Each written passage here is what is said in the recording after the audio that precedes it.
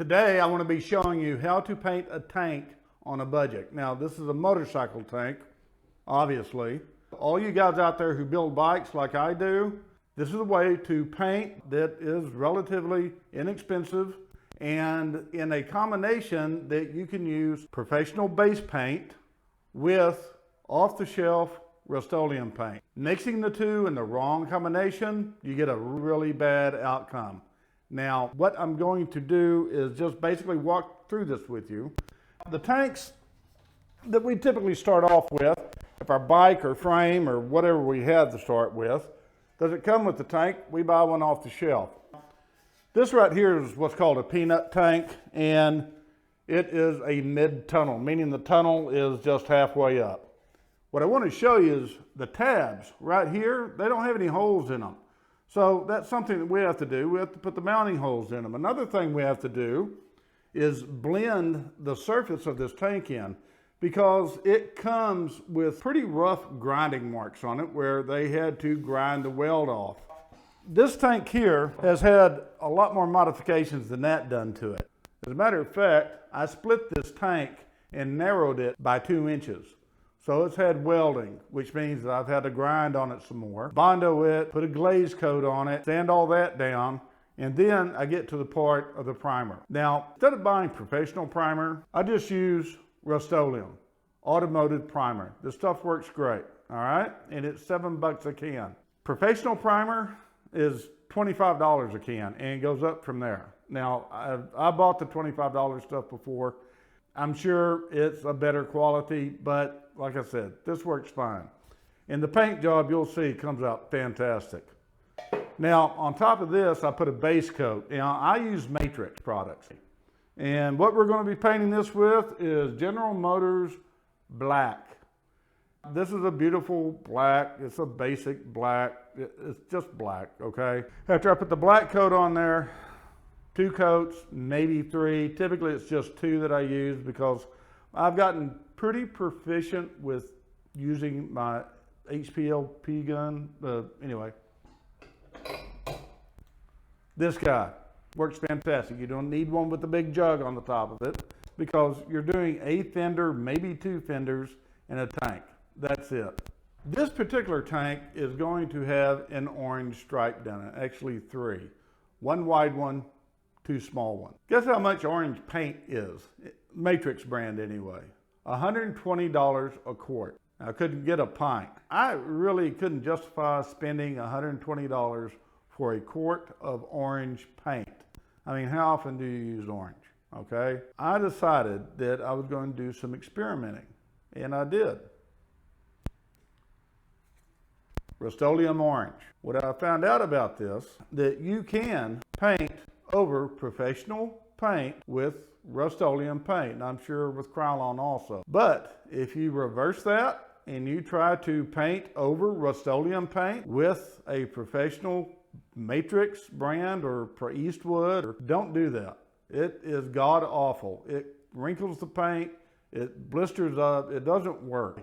You can paint over the top of your base paint with Rustoleum, but not vice versa. Now, as far as the clear coat that I'll be using, it is a professional brand also. Again, Matrix. I don't have any problem with it going over Rustoleum. It doesn't blister, doesn't do anything.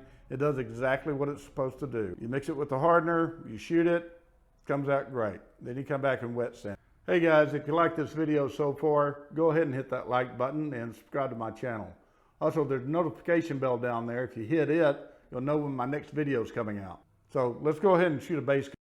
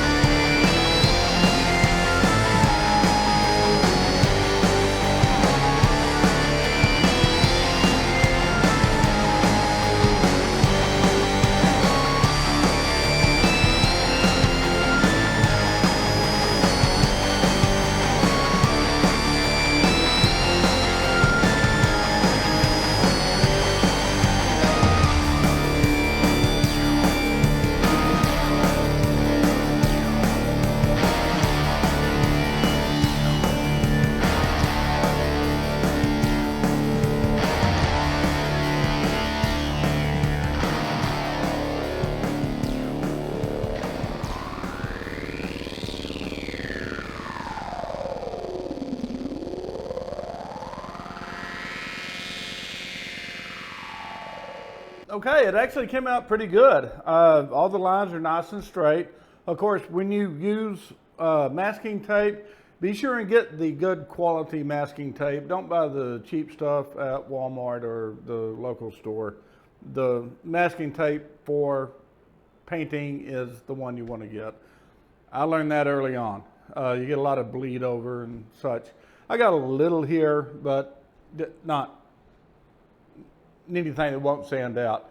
Now, one thing about Rustoleum is before you wet sand it, it needs to sit and cure for at least 72 hours. At least, at the minimum 72 hours. Now, this is a environmentally controlled area. I keep it about 78 degrees in here. So 72 hours works just fine. For you in colder climates, well, longer.